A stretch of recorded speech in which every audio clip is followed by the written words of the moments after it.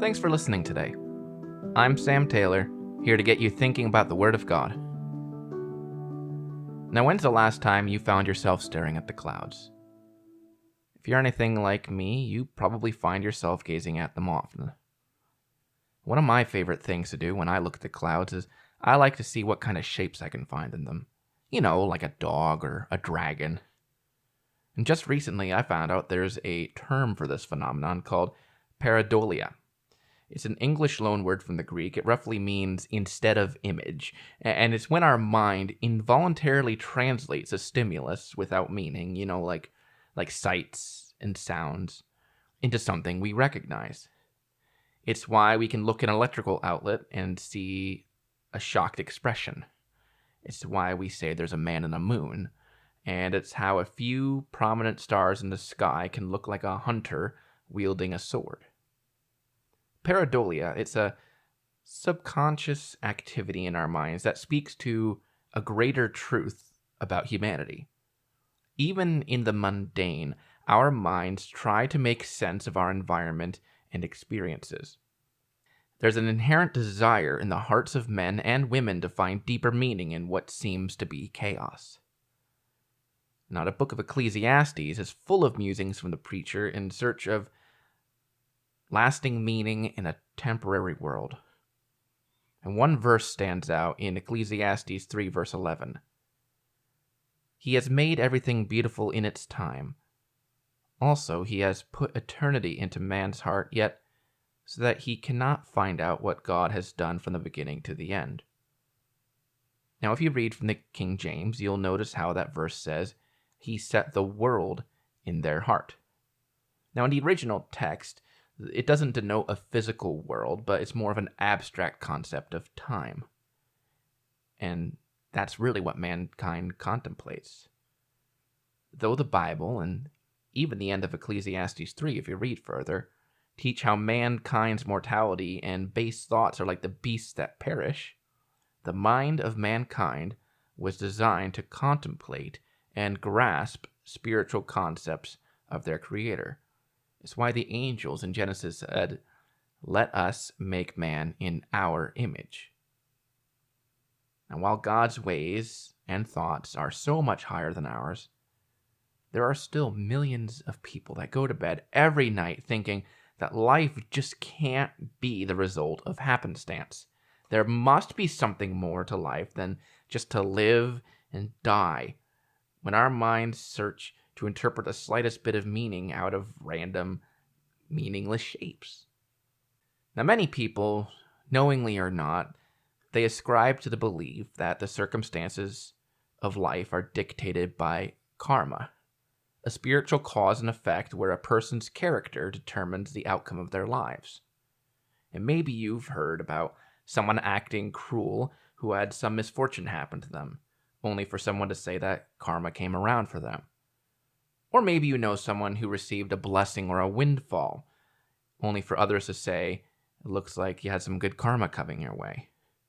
And that's how millions of people see the world. And if I'm going to be honest, it's easy for me sometimes to view my experiences through that lens, because cause and effect, it's logical in man's eyes. But we know that logical in man's eyes is foolishness with God. We know that's not the case. This life isn't the end-all, be-all. It's our training ground for us to be a kingdom of priests in God's kingdom on earth. The experiences which happen to us, good or evil, are meant to shape our mindset and our character to be like God, to be like his son Jesus. In the context of foretelling the emergence of Cyrus the Great of Persia, God told us his servant Isaiah, in Isaiah 45 verse 7, I form light and create darkness. I make well-being and create calamity. I am the Lord who does all these things. Though the blessings we receive and the challenges we undergo aren't directly correlated to our current standing with God, that doesn't mean the circumstances and events in our lives are arbitrary. Now, we tend to look for a narrative in the world, a narrative around us to provide purpose to what we've endured. In the loving act of washing the disciples' feet, the Lord encouraged Peter that There was purpose to what he didn't understand. In John 13:7 we read, Jesus answered him, "What I am doing you do not understand now, but afterward you will understand." And I just want to speak very plainly, very honestly. There's meaning to the pain you're going through right now, even if it seems senseless.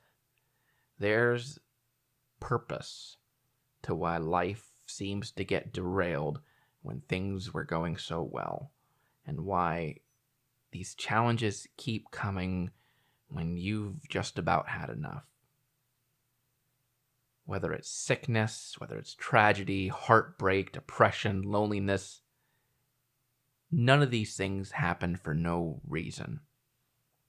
In Hebrews 2, verse 10, the writer says that, "For it was fitting that he, for whom and by whom all things exist, in bringing many sons to glory, should make the founder of their salvation perfect through suffering."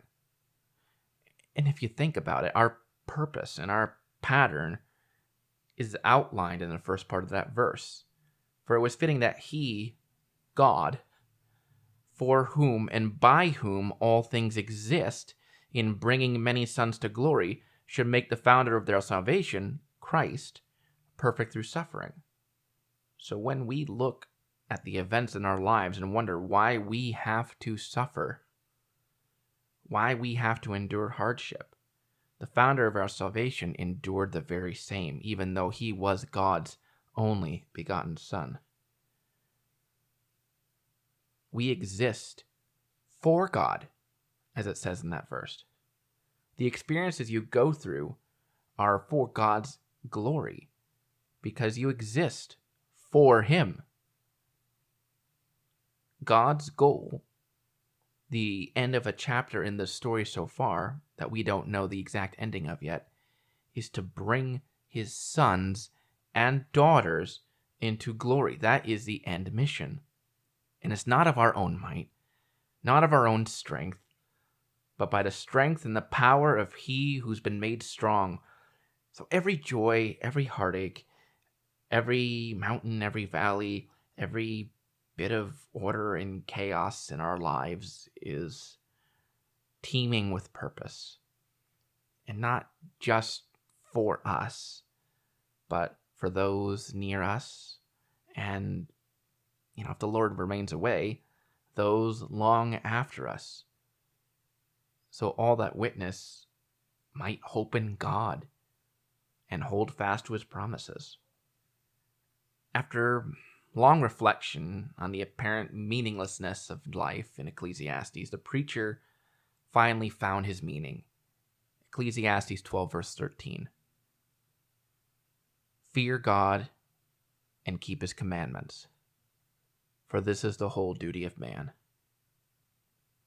So when you find yourself looking at clouds and seeing shapes in them, and you realize that your mind is trying to bring familiarity and sense out of seeming chaos and disorder, remember that God has placed eternity in your heart. Your experiences are so much more than chance. You are living the story of God bringing another child to glory. For I consider that the sufferings of this present time are not worth comparing with the glory that is to be revealed to us.